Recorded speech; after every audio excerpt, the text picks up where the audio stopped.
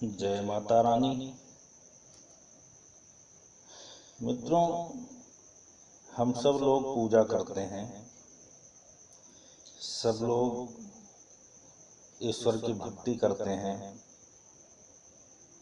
लेकिन कभी आपने सोचा है कि जब हम पूजा करते हैं तो हमारे पूजा का उद्देश्य क्या होता है? कहीं ऐसा नहीं लगता है कि जैसे हम भटकाव में जी रहे हैं? हमने अपने मन मस्तिष्क पे ऐसे आवरण ओढ़ रखे हैं कि हमको सत्य दिखाई ही नहीं दे रहा। हम अपने लिए ही क्या क्या करते जा रहे हैं, अच्छे के लिए कर रहे हैं, बुरे के लिए कर रहे हैं, लाभ के लिए कर रहे हैं, हानि के लिए कर रहे हैं, हमको पता ही नहीं लगता। बस करते जाते हैं, करते जाते हैं। कोई कर्म हो, कोई विधान हो, पूजा हो, व्यवहार हो, परिचय हो, संबंध हो, किसी चीज का हमको ज्ञान ही नहीं रहता कि ये हमारे हित में है कि ये हित में है। हम क्या मांग रहे हैं किससे, हम क्यों जुड़ रहे हैं किससे, हम किस लिए किसी के संपर्क में हैं। कभी ऐसा नहीं लगता है कि हम भटके हुए हैं, हम अपने आप से कटे हुए हैं, हमको खुद नहीं पता कि हमारे द्वारा क्या हो रहा है और हम क्या चाह रहे हैं, कर क्या रहे हैं, और उससे हमारा क्या लाभ होगा, हमारे कर्मों से मिलने वाला परिणाम हमारे लिए कैसा होगा।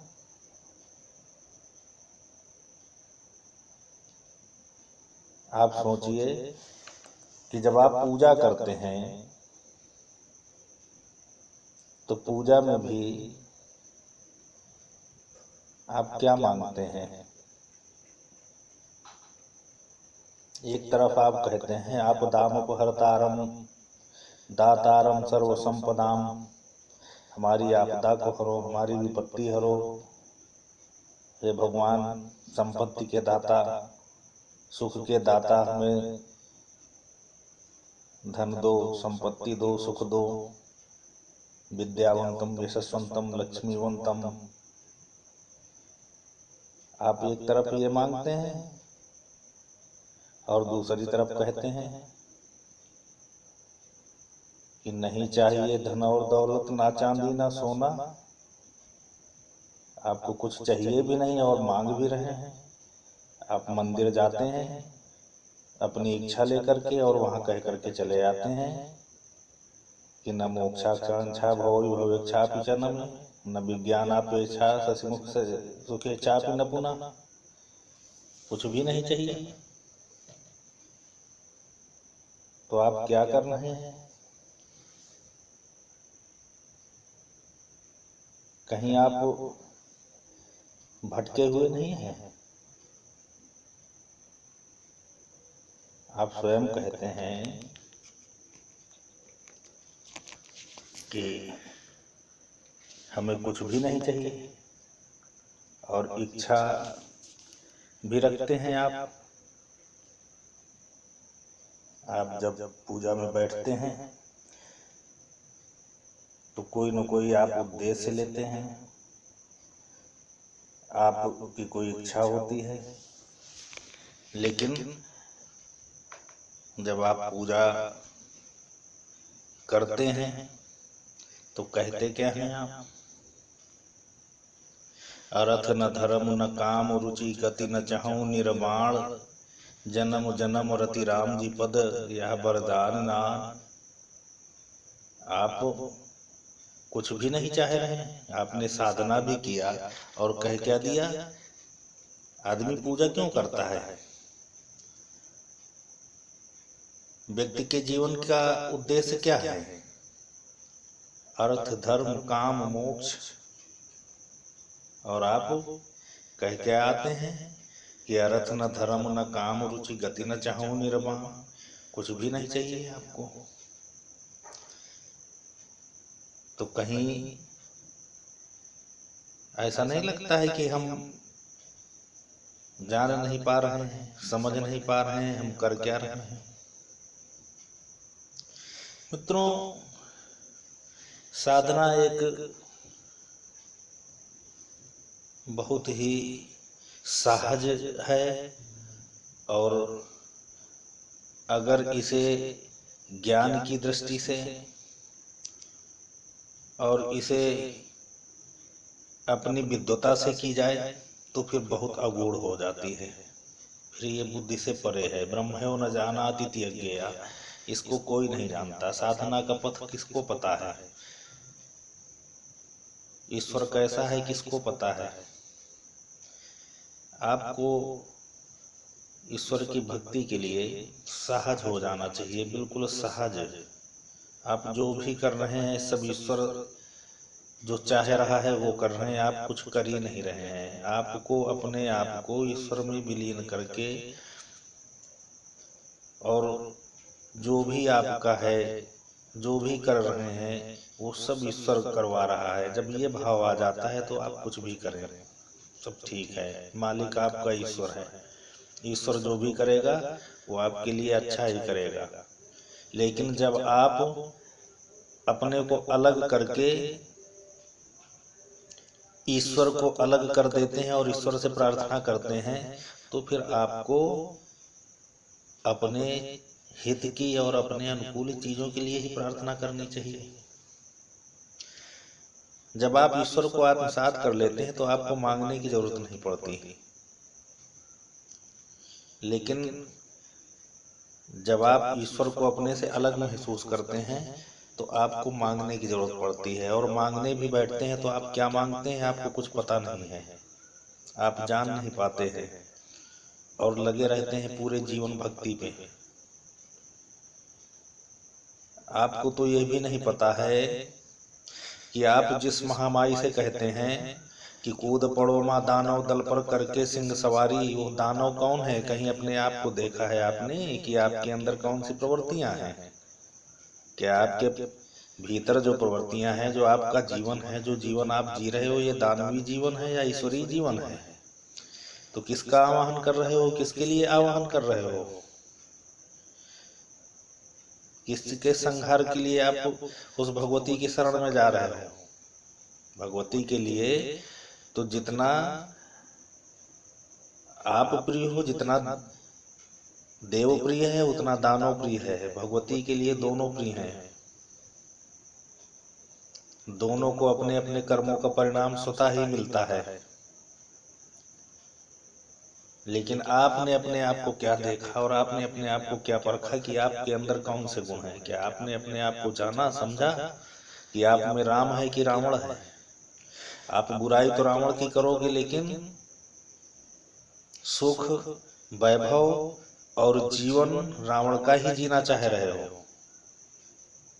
राम आप में है ही नहीं। अगर राम आ जाए आप में तो आप तो ईश्वर हो गए। तो आपको पता ही नहीं है कि आप जीवन रावण का जी रहे हो और आवाहन राम का कर रहे हो कि हे राम, निमंत्रण देता हूं सीधे गढ़लंक चले आना। किस लिए? अपने विनाश के लिए। तो जीवन आपका रावणमय है, आमंत्रण आप राम को दे रहे हो। जिस दिन आप राम का जीवन जीने लगोगे तो आप स्वयं ईश्वर हो जाओगे। आप अपने आप को समझो, देखो, और ईश्वर से वही मांगो जो आपको जरूरत है।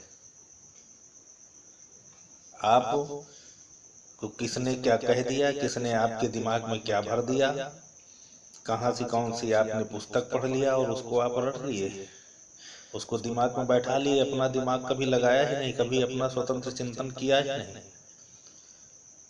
कभी बैठो एकांत में और खुद को पढ़ो, खुद को समझो, अपनी आत्मा को शुद्ध करके। जब आत्मा शुद्ध हो जाती है, आत्मा के शुद्ध होने पर जो विचार निकलते हैं वो ईश्वरीय विचार होते हैं, वही शास्त्र बन जाते हैं, वही भागवत बन जाते हैं। लेकिन आपने भागवत बाहर देख लिया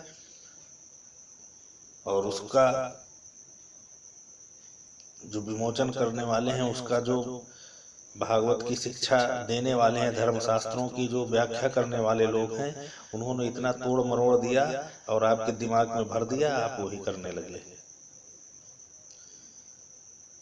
आपको ईश्वर से जुड़ने के लिए खुद को खपाना पड़ेगा और खुद को समझना पड़ेगा। जिस दिन आप खुद को समझ लोगे तो ईश्वर को समझने में देर नहीं लगेगी। और जब तक आप खुद को भूलकर ईश्वर को समझोगे तो ना ईश्वर समझ में आएगा, ना आप खुद को समझ पाओगे। तो पहले अपने आप को सहज स्थिति पे लाओ, साधना करो। साधना के लिए कोई मंत्र की जरूरत नहीं, किसी चीज की जरूरत नहीं। आपके अंदर जब सहज भाव आ जाएगा, सहज भाव जिसमें किसी का अहित न हो, अपनत्व भाव आ जाएगा, एकात्मता आ जाएगी, अद्वैत का भाव आ जाएगा, एकोहम ब्रह्म द्वितीयो नास्ति। जब सब में आप अपने को देखने लगोगे और अपने में सबको देखने लगोगे तो ईश्वर भी आपसे अलग नहीं रह जाएगा और आप अपने हित की चीजें मांगने लगोगे। अभी आपको ये भी पता नहीं है, आप साधक तो बहुत बड़े हो, भक्त बहुत बड़े हो, लेकिन खुद भी नहीं पता, आपको खुद नहीं पता कि आप उस साधना में, पूजा में, भक्ति में आप मांग क्या रहे हो। आप अपने हित के लिए मांग रहे हो कि अहित के लिए मांग रहे हो। पूजा जो कर रहे हो आप, उससे आपको क्या परिणाम मिलने वाला है, आपको ये भी नहीं पता है। इसलिए केवल उसकी शरण में, भगवती की शरण में चले जाओ।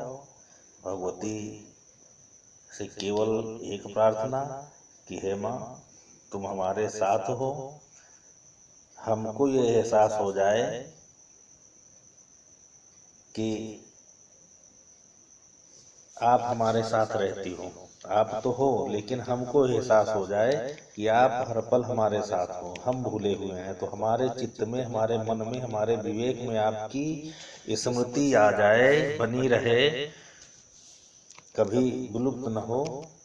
बस इस भाव से अगर आप उससे जुड़ते हो, कहीं भी किसी जगह किस हालत पे हो, उसके लिए हर जगह, हर समय, हर पल कहीं भी उससे जुड़ा जा सकता है। वह प्रतिपल आपके पास है, आपको एक पल के लिए नहीं छोड़ती। जिस पल वो छोड़ देती है, उस पल फिर संसार में कोई आपको अपनाने वाला ही नहीं बचता है। वो तो आपके साथ ही है, आप उसके साथ में कितना हो, ये विनती करो उससे, ये मांगो कि हमको यह एहसास हो जाए, हमारे मन मस्तिष्क पे ये स्मृति बनी रहे कि आप हमारे साथ हो। आपकी हर सांस साधना हो जाएगी, आपका हर कार्य साधना हो जाएगा। जय माता रानी।